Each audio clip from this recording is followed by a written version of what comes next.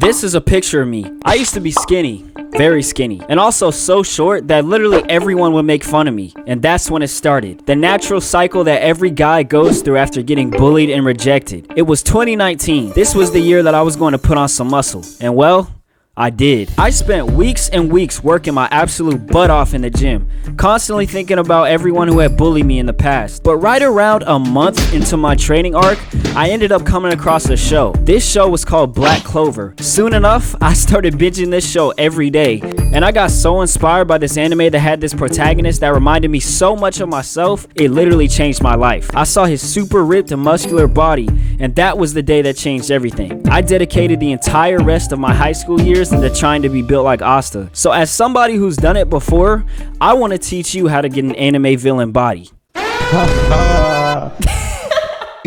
Okay, I'm back after blowing up for that first video. All right, but let's get down to business because I actually need to talk about this. You want to know how to get an anime villain body. Okay, I'm gonna teach you. All of this advice I'm about to tell you is coming from somebody who was very skinny, literally like 2 or 3 years ago. It really hasn't been that long since I have started this journey. I've made a lot of progress when it comes to reforming my body, you know, gaining a bunch of muscle mass, because I started off really skinny and kind of lean, but I gained muscle mass over the course of years and years. That took a while. And then over these past 2 years, really like more like a year and a half, I've been cutting. I've been spending the last like a year and a half on the cutting side. I am a perfect example of being on both sides of what you watching this probably want to achieve. I've been on both sides. I've been really skinny, wanting to gain as much weight as possible, and I've been fat as fuck.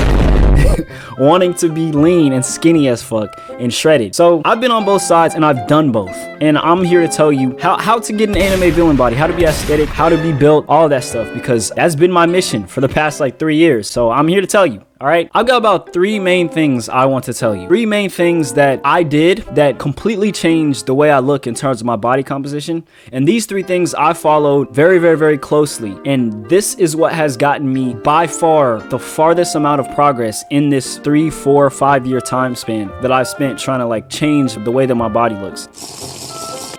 Before I talk about anything else, the first thing that I want you to do is I want you to take off your shirt right now. Now pause on that. Look, hey, this is the reason. I want you to take off your shirt right now, and I want you to walk into the mirror, and I want you to look at how your body looks. And what I want you to do is I want you to assess your body type. And this is going to be important because the way that your body looks right now is going to completely determine what steps you have to take to now fix it, that I'm going to explain in a couple minutes. Go in the mirror, take off your shirt, go in the mirror right now, as you, nigga, you. Look at your body. See what body type you are. There's multiple different body types, but the main 3 ones, usually for people who watch videos like this, I'm just gonna assume are you're either really skinny and kind of lean like I was, or you're on the complete opposite end where you're really fat and you're kind of big and you want to get skinny or lean or whatever, or you're one of those people who's in the middle. They call it skinny fat. It's like this weird middle ground where you're kind of skinny but you're fat at the same time. You don't have a lot of muscle on your arms. You're really skinny, but you kind of have like a flabby chest. You're one of those 3 extremes. One of those 3 extremes, or you're in the middle between one of those 3 extremes. Identify what body type that you are. It's going to be your driving force for everything that I'm about to talk about, but it's also going to be your motivation. Look at that, snap a picture or whatever, make a mental image of it in your mind and keep it there. Do not forget about that. Think of somebody who you want to look like, right? Because this video is about how to get an anime villain body. Think about who that is. What anime villain is that? It could be a fitness influencer. It could be an anime character. It could be a comic book character. It doesn't matter. And I'll give you my example. My example was Asta from Black Clover. I talked about this in the intro, but I'll talk about it right now. I was super skinny. I had no muscle on my arms. My goal was to look like Asta. Pretty muscular.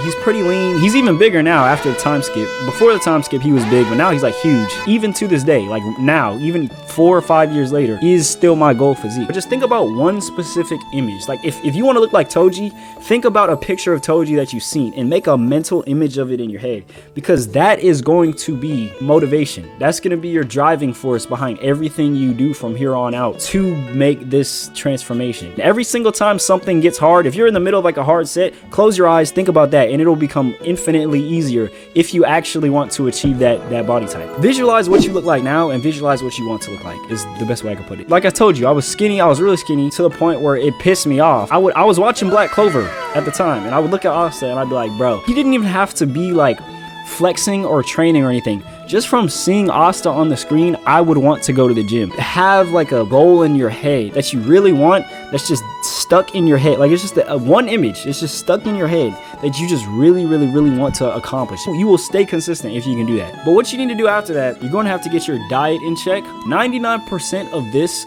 transformation is going to be you keeping up with your diet. The first thing you need to do before you even step foot in the gym, you need to know about calorie maintenance. The first thing that you're gonna have to do is you're gonna have to find your caloric maintenance. It's the easiest way I could explain it is that your calorie maintenance is how many calories you eat on a daily basis to maintain your weight. In order for you to either gain or lose weight, you're going to have to eat more or less than that number depending on what your goal is. Go online and type in like caloriecalculator.net. Go enter your information. It's going to ask you for like your height, your weight, and all this other stuff, like your activity level. Enter that stuff. Whatever number it tells you on that screen when you enter all the information, that is your calorie maintenance. Now what you need to do is you need to take that number, and if you're somebody who's skinny, you need to add about 230 to 500 calories extra. If you're trying to lose, it would be the opposite. So you take that number and you subtract 230 to 500. That's important because basically from here on out, you're going to have to ensure you hit that number every day. Like your number one priority with your food should be to hit whatever that number is on your little MyFitnessPal app or whatever app you use to track your calories. If you're in a surplus, you need to make sure that you're eating in a surplus every single day if you want to gain weight.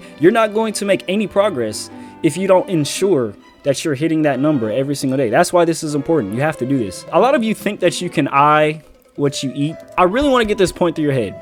This is something that even I understood way back then. You cannot eye your food. You have to track, bro. I feel like a lot of you understand that you have to eat more, but you think that you can just kind of like eye it. You think that you can just look at your food and be like, oh, well, I mean, I can just eat an extra bag of chips and I'll gain weight. No, you need to track in your phone. A lot of you do not realize you are eating either way less than you think you are or way more than you think you are. You don't understand that. You think that that's good enough. Oh, I ate an extra plate of dinner today. I'm eating so much. No, you're not. You have no idea how much you're eating because you're not tracking it. You have no clue. You have no basis to go off of how much you're eating. Get your phone, download MyFitnessPal. It doesn't have to be MyFitnessPal, some other app. Put the numbers in the app and track, bro. That's the only way you're actually going to make progress. Everybody knows the less progress you make, the harder it is to be consistent. And I don't want you to give up. So it's not even just calories. It's other stuff too. There's these things called macronutrients. I'm not going to get into that. And one of those macros is protein. Unless you want to get fat on this weight gain journey, protein is very important. And I'm pretty sure you already knew that. Do you know what 140 grams of protein looks like, bruh? You probably don't.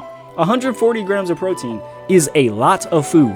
That is a lot of food. It's a lot more than you think it is. You eating an extra plate of dinner is not getting you what you think it is. Track your food, bro. Track your freaking calories and also weigh your food. You know, there's some foods that you just can't measure unless you weigh it. For foods like that, I would suggest you get a food scale, bro. I started cutting when I was a freshman in college. Which was last year, 2022. Right as I went to college, I was because I was right at the end of a peak bulk. Like I wasn't just big either. I was fat as fuck. I'll show some pictures. I had the fattest face of my life, bruh. My chest was bigger. Like I had a lot of fat. It was to the point I accumulated so much fat on my body. I could barely even see my abs anymore. And that's when you know that I've gotten pretty big. The last place that I put on fat is my abs. So if I can't see my abs, that's when you know like I gained some weight. Obviously I was consistent in the gym. I trained for aesthetics, but I also tracked the fuck out of my calories. Now I want to get into the last part, which is my training. Now this isn't really too special. I feel like it's not really too complicated. You really just want to accentuate the parts of the body that people consider aesthetic. You probably should accentuate your V-taper. Your V-taper, everybody knows the V-taper is that Dorito shape where you got like the tiny waist with like the big back. That is by far the most aesthetic shape for any guy to have. And the best way to get that, to have a very small waist with a very big upper body. There's not much you can do about your waist except get lean, but there's some people out there who just genetically have blocky waist. I actually kind of have a blocky waist. That's the thing. I train for aesthetics. So I trained my back so hard when I first started lifting that I kind of I'm not naturally a V-taper shape. I'm more of like a box square, especially if you look at my body when I turn around, it looks like a V-taper. And the reason why it looks like that is because my back is so much wider than the rest of everything else. So I would say the most important thing for having a really good V-taper is your lats, bro. You got to train the fuck out of your lats,